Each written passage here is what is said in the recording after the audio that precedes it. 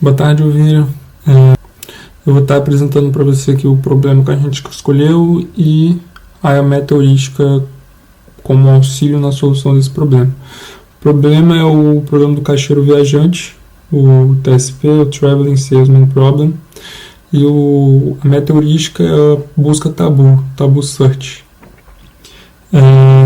Então, explicando um pouco o que eu entendi sobre a questão da otimização combinatória. Dentro da solução computacional existem situações onde existem algoritmos clássicos para solucionar e onde não existem algoritmos clássicos ou existem algoritmos clássicos, mas eles não solucionam num curto período de tempo. A solução é inviável dentro do tempo demandado para realizar a solução. Então, por exemplo, durante a ordenação de um array unidimensional, existem algoritmos, por exemplo, o merge sort, o quick sort, que ajudam a solucionar dentro de um relativo curto espaço de tempo. Outra situação também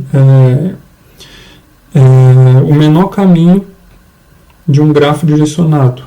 Existe o algoritmo de Dijkstra que resolve essa situação.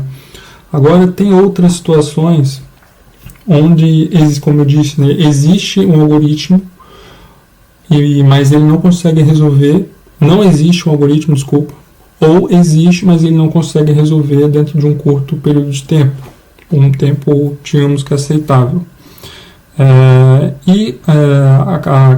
Quando a gente entra dentro da otimização combinatória, são situações onde o número de combinações cresce exponencialmente.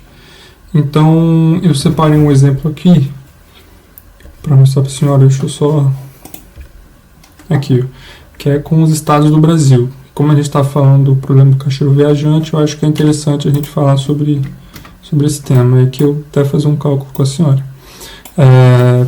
Com um estado imaginário do Brasil que tivesse, por exemplo, um estado qualquer que ele tem apenas 5 municípios. A gente quer calcular o número de rotas. Por exemplo, tem que ser entregue alguma coisa em todas as prefeituras. Um documento, por exemplo, do governo em todas as prefeituras tem que ser entregue um papel com assinatura. Não sei, um estado um pouco mais antigo. Não sei como é que funciona, tá? Mas só dando um exemplo aqui imaginário. Então, com um estado com 5 municípios, o cálculo, no caso, é 5 menos 1.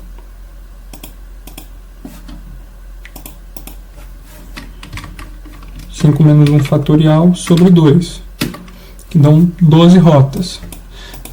Com a computação atual, a gente consegue calcular ou encontrar o caminho mínimo com a força bruta, sem a necessidade de meta heurística. A gente consegue, com a computação atual, encontrar esse caminho. Agora, quando a gente aumenta o número de municípios, que seriam as ligações que a gente poderia realizar, a situação muda. Ele cresce exponencialmente. Aí eu vou dar um exemplo aqui com o menor estado do Brasil, com o estado do Brasil que tem menos municípios, que é Roraima, que tem 15 municípios. Então, o cálculo é 15 menos 1 fatorial sobre 2. Então, ele já dá 43.589.145.600 rotas.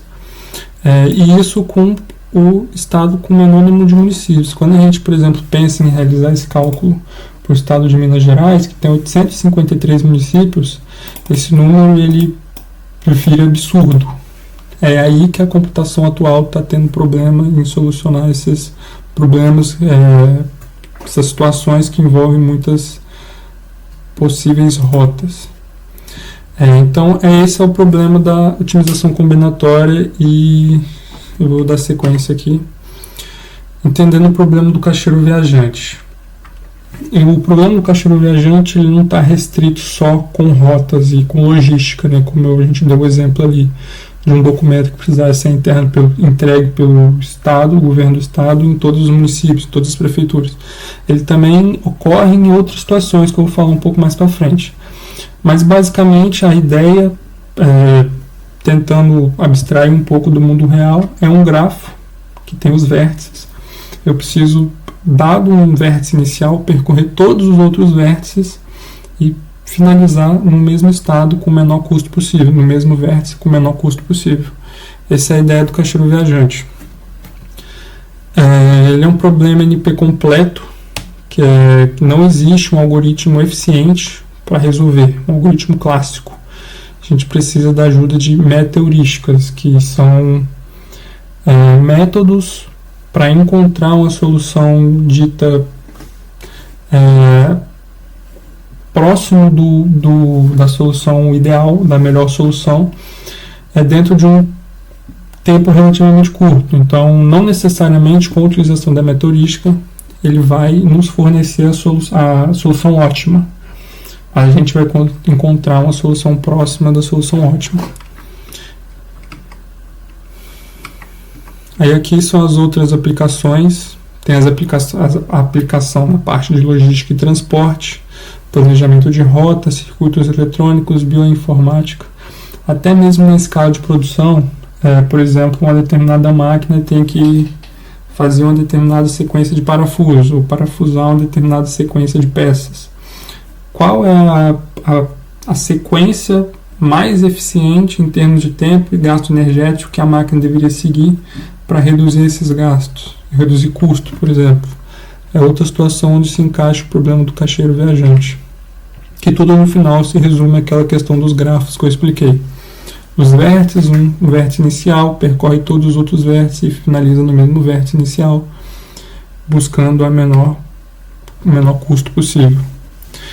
O desafio do Travel Salesman Problem, né, do problema do caixeiro viajante, é exatamente a explosão combinatória. Quanto maior o número de combinações, maior o número de combinações possíveis, né, de variáveis possíveis de combinação, de serem combinadas, o número de combinações ou soluções possíveis explode exponencialmente, a ponto da computação atual não conseguir resolver esses tipos de problema.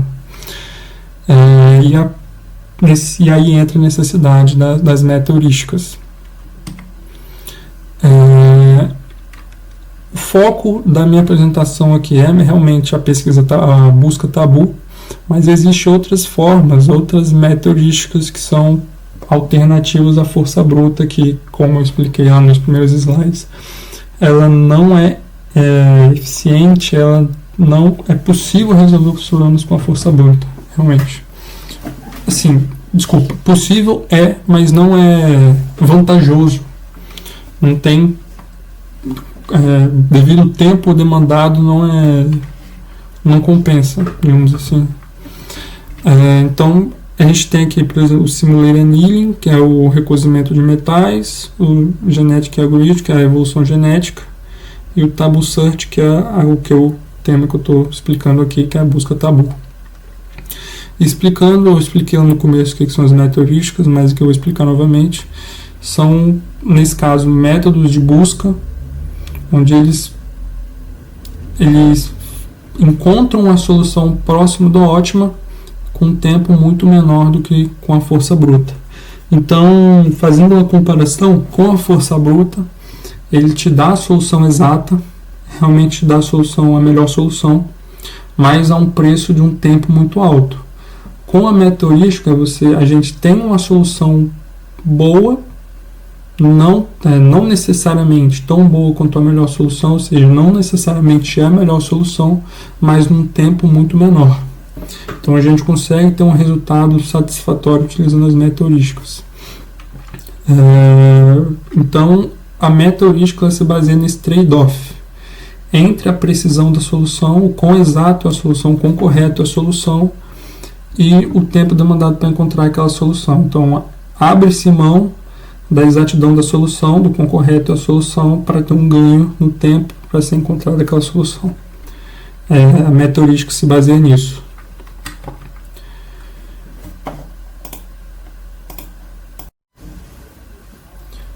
Agora, sobre os conceitos fundamentais, o que acontece? O busca tabu, acho que eu posso dizer isso, ele é uma evolução de um outro algoritmo também de busca local, chamado Hill Climbing Algorithm, que é o algoritmo de escalada, se a gente fosse traduzir, né? Não sei se essa tradução é muito certa, muito correta, não, mas acho que é a que mais se encontra. Esse algoritmo, ele tem uma deficiência, Na verdade, não é deficiência, né? É o melhor intuito para ele, que depende do conjunto que está sendo trabalhado e do subconjunto que está sendo utilizado. Na verdade, esse subconjunto não é a gente que escolhe. Eu vou explicar melhor um pouco disso. Eu acho que fica melhor a explicação se eu desenhar, então eu vou pedir licença aqui e vou estar só mostrando uma situação. Que vai ser o seguinte, aqui o eixo Y,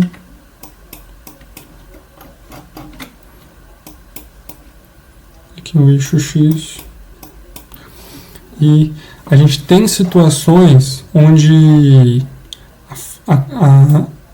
o nosso conjunto de dados ele forma uma função mais ou menos assim. Aí o que acontece? Quando a gente trabalha com o algoritmo de escalada, que é de onde o busca tabu veio, né?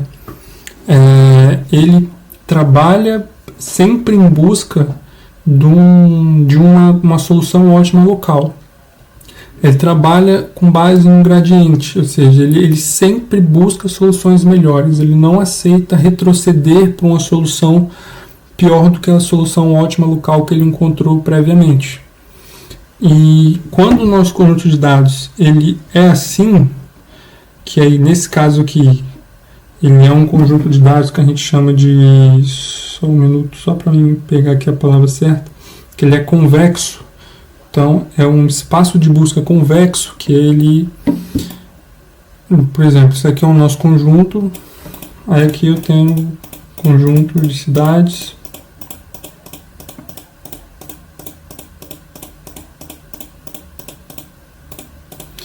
e dentro desse conjunto de cidades eu quero percorrer com essas cidades aqui. Formato, então, o subconjunto que eu selecionei das cidades que devem ser percorridas, ele possui um formato de um triângulo. Então, qualquer ligação entre cidades que eu fizer aqui, ele continua dentro do subconjunto. Então, ele é um subconjunto que a gente chama de convexo, e que a curva da função dele, ela é mais ou menos assim. Então, nesses casos, o algoritmo de escalar dele é bom, porque a solução ótima local é também a solução ótima global. Então, qualquer solução ótima local que eu encontrar vai ser a solução ótima global. Então, não tem necessidade de eu encontrar uma solução ótima local e aceitar retroceder, aceitar analisar soluções que não são melhores do que a solução local que eu encontrei para talvez encontrar uma solução melhor. Não faz sentido, porque eu já encontrei a solução ótima local e como ele a gente está trabalhando dentro de um espaço de busca convexo, a solução local também é global. Então, o problema foi resolvido por aí. Agora, também tem outras situações que eu vou explicar aqui também, que o problema é um pouco diferente, que é quando o espaço de busca ele é não convexo. Aí que é a necessidade do algoritmo de busca tabu, que é quando ocorre isso daqui, ó.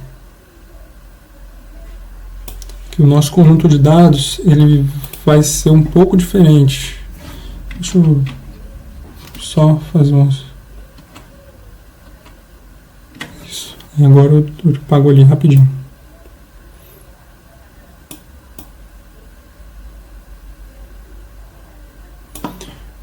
Isso aí, eu faço a curva. Então, nessas situações, o nosso subconjunto, por exemplo, as cidades que a gente selecionou para estar fazendo a nossa análise, por exemplo, no problema do caixeiro viajante, né, ele formaria um subconjunto, o formato do subconjunto seria algo parecido com um donut. Deixa eu pesquisar, pegar aqui melhor. Que também pode ser um círculo, mas aqui no meio ele teria aqui um conjunto que ele não aceita. Então o nosso subconjunto seria só essa parte externa aqui. Nesse caso, ele é o que a gente chama de um espaço de busca não convexo, porque a gente consegue traçar dois pontos que a linha fica fora do subconjunto. Por exemplo, esse ponto com esse ponto, esse ponto com esse ponto. Então, eu acredito que a senhora está vendo meu mouse. Qualquer coisa eu gravo de novo. Mas, enfim. Esses pontos aqui, que estão dessa parte externa aqui, como se esse símbolo que eu desenhei fosse o donut, essa parte interna aqui fosse o buraco, e qualquer dois pontos que eu trace aqui, eles estão fora do subconjunto, isso caracteriza um espaço de busca não convexo, que convertendo para uma função seria isso que está aqui. Aí agora, falando sobre o algoritmo que eu estava explicando, sobre o algoritmo de escalado, o Hill-Climb Algorithm, ele funciona da seguinte forma. Ele, como eu disse, vou explicar novamente, ele trabalha em gradiente, ele só aceita soluções melhores do que a solução ótima local que ele encontrou previamente. Então, por exemplo, nessa solução, a gente teria uma solução ótima global que ficaria aqui.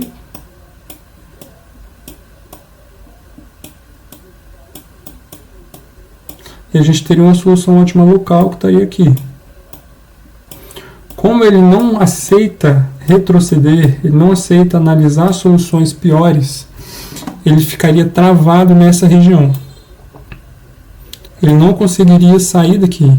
Então a gente teria uma solução ótima local que não seria a solução ótima global. Então, para tentar solucionar, tentar tornar mais aumentar a probabilidade de encontrar a solução ótima global ou uma solução melhor, foi introduzido o algoritmo de busca tabu, que ele utiliza de uma estrutura de dados para fazer o controle dos movimentos realizados, e além disso ele também permite análise de movimentos, análise de soluções que sejam piores ou não sejam, que sejam piores que a solução ótima local, com o intuito de encontrar uma solução ótima global, uma solução ótima melhor que a solução local encontrada previamente. Aí a gente não vai saber se essa é realmente a solução ótima global, mas a gente consegue saber se ela é melhor que a solução ótima local que a gente encontrou até então. Então, esse aqui é mais ou menos a lógica por trás do algoritmo de busca tabu, por que ele foi proposto e o que ele tenta resolver. Eu não sei se ficou claro quando eu falei da questão dos conjuntos, mas não necessariamente tem que ser um triângulo, tá?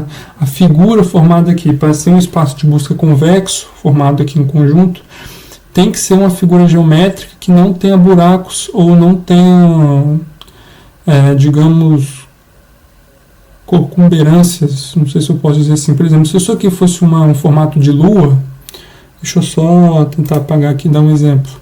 Da mesma forma, eu conseguiria traçar uma linha entre dois pontos que ficaria de fora do subconjunto.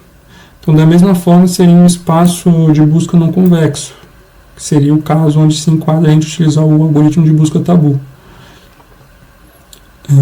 Deixa eu só apagar aqui, se eu der Ctrl Z, ele vai voltar bastante coisa. Melhor apagar aqui por cima mesmo. Rapidinho, tô acabando. Acho que já dá para entender. Por exemplo, deixa eu usar esse aqui.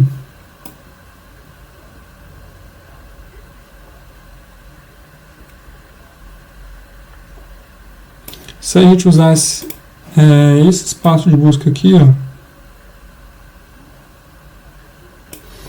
ele não tem um buraco igual tem aquele no formato de um donut, mas de qualquer forma eu consigo traçar uma linha entre dois pontos que elas ficam de fora do subconjunto, por exemplo, entre esses dois elementos nas extremidades. A gente traçaria aqui uma linha que fica fora do subconjunto, que também caracteriza um espaço de busca não convexo, que se enquadra dentro dessa função que a gente escreveu aqui, da gente ter que retroceder, que retroceder a solução, analisar soluções que sejam piores que a solução ótima local que a gente encontrou, com o intuito de encontrar uma solução ótima local melhor. Então, isso é um dos princípios do algoritmo de busca tabu. Como que ele funciona? Ele trabalha em cima de uma solução inicial, que a gente pode simplesmente selecionar com base numa heurística simples, por exemplo, o vizinho mais próximo. Com base nessa solução inicial que a gente identificou, a gente trabalha em cima de iterações. E essas iterações, elas são trabalhadas em cima de movimentos. Então, dentro de uma iteração, a gente vai realizar alterações dentro da solução que a gente está trabalhando para tentar encontrar soluções melhores. Por exemplo, a gente pode fazer as alterações com base em swap, 2-OPT ou 3-OPT. Como é que funcionam essas formas de movimento? O swap é quando a gente simplesmente troca. Por exemplo, no caso do problema do caixeiro viajante, é como se a gente tivesse uma determinada rota, a gente simplesmente troca duas cidades. Isso seria o swap, ou tradução na troca. O 2-OPT seria como a gente simplesmente removesse duas arestas. A gente tem uma determinada rota, a gente remove duas arestas e religa todos aqueles vértices novamente. E o 3-OPT é a mesma lógica do 2-OPT, com a diferença que em vez de eu remover duas arestas, eu removo três arestas. Então, com base nessa solução inicial, a gente trabalha em cima de movimentos e interações, e cada movimento que a gente realiza, a gente armazena numa lista tabu, que é uma estrutura de dados temporária. Quando eu falo temporária, é que os movimentos eles são atualizados, e essa lista, para ser acho que fica mais claro de entender, essa lista ela é como se fosse uma matriz e de linhas e colunas, de cada linha e cada coluna seria o vértice, e a gente iria armazenar os movimentos que foram feitos. E seria um contador. O que fica armazenado realmente é um contador.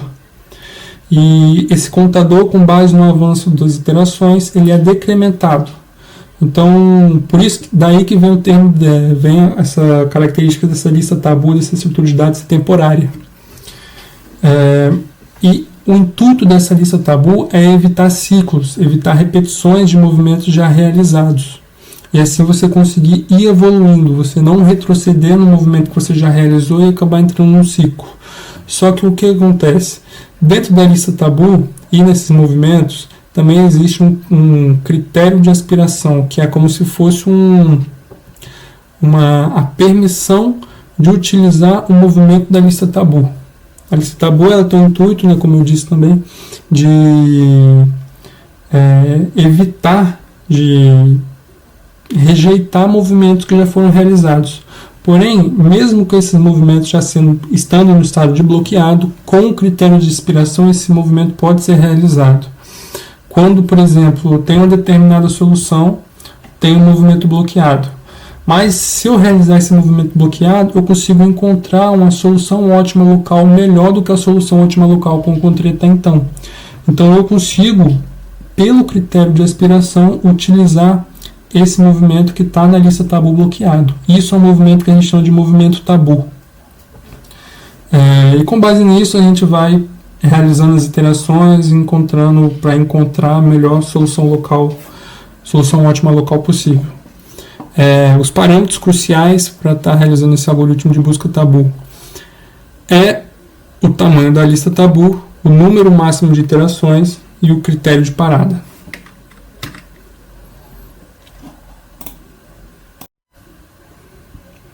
Agora, sobre a aplicação da busca tabu no problema do caixeiro viajante, é basicamente o que eu expliquei no slide anterior, né? Mas aqui eu acho que é mais focado ainda. Eu expliquei no slide anterior também focando no problema do caixeiro viajante, mas aqui eu acredito que eu vou praticamente repetir, mas eu vou tentar colocar detalhes a mais do que eu entendi. Então, a aplicação da busca tabu dentro do problema do caixeiro viajante, ela segue uma sequência de passos, né, dentro do pré-determinado para o algoritmo da busca tabu, que é iniciar com uma solução. Então, primeiramente, a gente vai encontrar uma solução inicial, que é basicamente construir, né, uma solução com base no vizinho mais próximo. Com essa solução inicial em mãos, a gente vai continuar realizando iterações. Então a gente encontrou uma solução inicial, a gente vai começar a primeira iteração, que a gente vai realizar alterações nessa solução inicial com o intuito de encontrar uma solução ótima local melhor. Aí essas alterações, né, que são os movimentos, podem ser a troca, né, o swap, e como eu disse anteriormente lá, quando a gente, no caso do problema do caixeiro viajante, a gente pega dois vértices no grafo, ou dois vértices naquela rota que a gente está trabalhando, naquela solução, e troca esses dois vértices com o intuito de diminuir o custo daquela rota. A gente tem outra forma de movimento também, que é o 2-OPT, que é quando a gente simplesmente apaga, a gente corta duas arestas e reconecta aquela rota com os mesmos vértices, mas de uma forma diferente, com o intuito de encontrar uma rota de custo menor, uma solução ótima local de custo menor do que a gente tem até então. E também tem o 3OPT, que é igual ao 2OPT, só que a diferença é que a gente corta 3 arestas na nossa rota, reorganiza os nossos vértices, formando uma nova rota que a gente tem a intenção de que seja menor que a solução ótima local que a gente encontrou até então. Então a gente faz essas alterações. Aí eu peço desculpas que no slide anterior eu falei a informação incorreta. Eu disse que a gente tem uma matriz de vértices, está errado. A gente tem que a gente chama de uma lista de... Desculpa só um minuto. A gente tem uma lista de movimentações, uma lista de alterações que a gente fez. Essa lista de alterações, ela armazena os movimentos proibidos temporários. Então é simplesmente uma estrutura de dados que vai armazenar os movimentos proibidos temporariamente. E com base nessas iterações a gente faz, só recapitulando, a gente tem a solução inicial, a gente inicia a primeira iteração, altera, salva as alterações na lista tabu e, como eu disse, é uma lista de movimentos proibidos temporariamente, e inicia a nova iteração. E nesses movimentos, como eu disse, a gente tem uma lista tabu, que tem os movimentos proibidos temporariamente. Na outra iteração, a gente pode se deparar com a seguinte situação, que é onde a gente consegue aplicar a aspiração, que é quando a gente tem uma determinada solução, e se a gente utilizar um movimento que está bloqueado temporariamente na lista tabu, a gente consegue encontrar uma solução ótima local melhor do que a solução ótima local que a gente tem até então. Então, nesse momento, a gente consegue utilizar o critério de aspiração, a gente consegue aplicar o critério de aspiração e aceitar e utilizar esse movimento, mesmo ele estando bloqueado. É o que a gente chama de um movimento tabu. E a gente continua fazendo essas alterações de acordo com um determinado limite, um determinado fim. Essa condição de parada, esse critério de parada, ele não é fixo, ele não tem um critério pré-determinado para esse algoritmo. Então, quem define, normalmente, é o programador ou o pesquisador.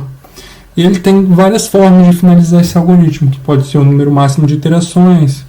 Por exemplo, ele roda por 10.000 iterações e para.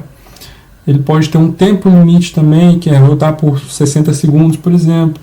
Ele pode ter um período de estagnação. Ele pode ter um critério de parada por estagnação, que é, por exemplo, se em 50 iterações ele não apareceu uma solução melhor, ele para de iterar, ou até mesmo por uma qualidade-alvo, que é, por exemplo, se o custo da rota, porque a gente está trabalhando aqui com um programa caixeiro viajante, se o custo da rota ele for menor que 10.000 quilômetros, ele para de iterar. Então tem vários critérios que a gente pode escolher, e esses critérios são literalmente escolhidos pelo programador, pelo pesquisador, não tem uma definição exata. E utilizando a busca tabu dentro do problema do caixeiro viajante, não só no problema do caixeiro viajante, mas em outros problemas também, a gente tem a intenção de encontrar uma solução ótima local melhor do que se a gente utilizasse, por exemplo, o algoritmo de escalado, o Hill Climbing Algorithm. E, obviamente, melhor do que se a gente utilizasse força bruta, né, em questão de tempo e em questão de encontrar uma solução que seja aceitável dentro de um determinado tempo extremamente menor do que fosse com a força bruta. A gente não tem a certeza, tá? Utilizando o algoritmo de busca tabu, a gente não tem a certeza de encontrar a solução ótima local, a solução ótima global. Então a gente não tem a certeza de encontrar o menor caminho possível dado um determinado grafo, um determinado conjunto de cidades que a gente precisa percorrer. A gente consegue encontrar uma rota, uma solução boa dentro de um determinado tempo, dentro de um período de tempo bem menor em comparação com a força, se fosse com a força bruta.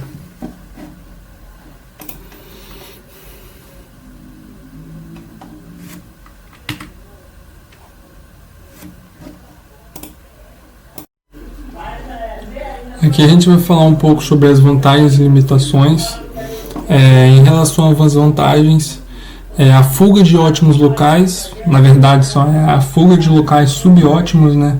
Que é o que acontece quando a gente tem um espaço de busca não convexo e a gente utiliza o algoritmo de escalado, o Hill Climbing Algorithm, que é o que eu expliquei um pouquinho atrás, que como ele funciona em gradiente, ele não aceita analisar situações piores do que a situação ótima local que ele encontrou até então.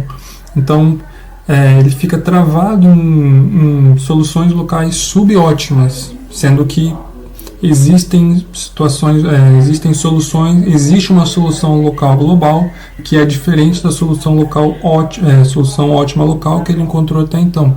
Só que ele não consegue analisar, porque entre esses dois locais, essas duas soluções, ele tem que percorrer um conjunto de soluções que são inferiores às soluções à solução local ótima que ele encontrou até então. Então, utilizando o algoritmo de busca tabu, ele permite que a gente retroceda, a gente analise soluções que não são melhores do que a solução local ótima que a gente encontrou até então, com o intuito de futuramente encontrar uma solução local ótima melhor do que a solução local ótima que a gente encontrou até então. Isso tudo com auxílio de uma estrutura de dados, etc. Flexibilidade. Em relação aos movimentos que a gente consegue fazer dentro das interações do algoritmo de busca tabu. A gente consegue fazer os movimentos quando swap, a gente troca, no caso ali do algoritmo do problema do caixeiro viajante, a gente realiza a troca entre dois vértices, no caso a gente trocaria duas cidades de lugar dentro da nossa rota. A gente consegue fazer o 2OPT, o 3OPT, que a gente muda, a gente quebra as arestas, então é como se a gente removesse duas arestas, no caso 2OPT, e reordenasse a rota naquelas mesmas cidades, mas reordenasse tentando encontrar uma rota de menor custo, e 3OPT é a mesma lógica, só que quebrando três arestas e reordenando os vértices da cidade, tentando encontrar uma rota de menor custo. E, inclusive, o algoritmo de busca tabu, ele também pode ser utilizado em outros problemas de otimização combinatória, não só o problema do caixeiro viajante. Alta qualidade de solução. Então, comparado com o algoritmo com a abordagem de força bruta, essa abordagem com meta heurística, ela é melhor em termos do tempo de resposta. Ela responde mais rápido, ela gera o resultado mais rápido, só que o resultado ele não é exato, ele não é realmente a solução ótima global, ele não necessariamente é a solução ótima global, ele é uma solução ótima aproximada, próxima da global, mas não necessariamente a global. E então ele faz esse trade-off. E é vantajoso porque o retorno é interessante em relação ao quanto tempo ele demora para retornar. Então ele traz esse benefício de ser mais rápido, em comparação com a qualidade do retorno, vale muito a pena quando falamos desse algoritmo. Agora, sobre as limitações, o desempenho ele é sensível à escolha e o tamanho da lista tabu e dos parâmetros. Então, o que acontece? O tamanho da lista tabu ele influencia no resultado do algoritmo. O tamanho, as limitações, por exemplo, de término, de fim, por exemplo, quantas iterações vão ser realizadas,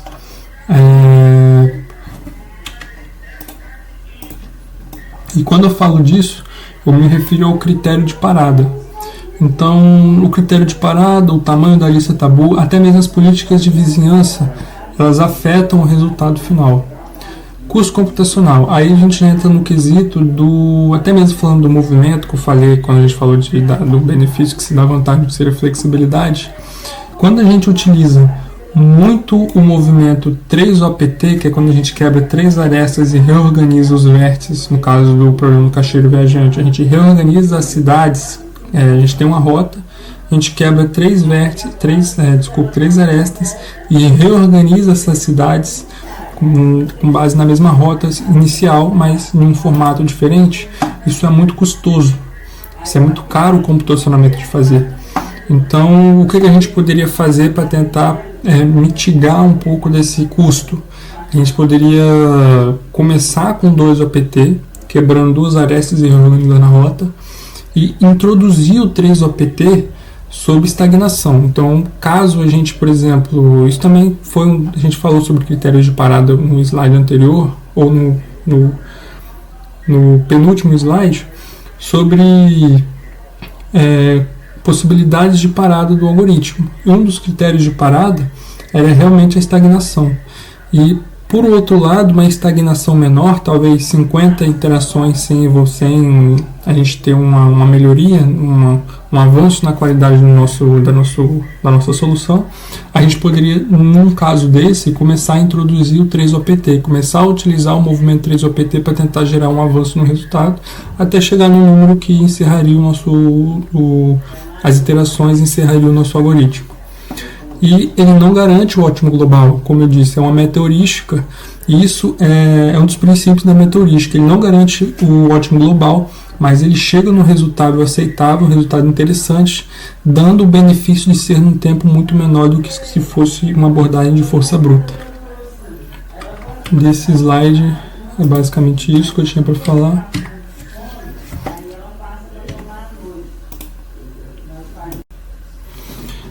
Agora a gente vai falar um pouquinho sobre um exemplo. A gente não vai resolver aqui no caso, porque com 10 cidades seriam... É vantajoso computacionalmente a resolução com meta-heurísticas, mas no papel, como eu faria aqui, eu até tentei começar fazendo e realmente deu bastante iterações. O que acontece é que somente com força bruta não é possível, não é viável resolver a situação, por exemplo, do problema do caixeiro viajante envolvendo 10 cidades, porque são 181.440 rotas. E utilizando o busca tabu, por outro lado, a gente consegue encontrar uma rota eficiente com poucas interações, quando a gente fala de um montante computacional. Então, o que eu gostaria de destacar é realmente o quão interessante é esse algoritmo para esse tipo de problema. E o quanto ele pode ser eficiente, o quanto ele pode resolver um problema que demandaria uma quantidade de tempo absurda e chegar na solução de estar aceitável em uma quantidade de tempo muito menor.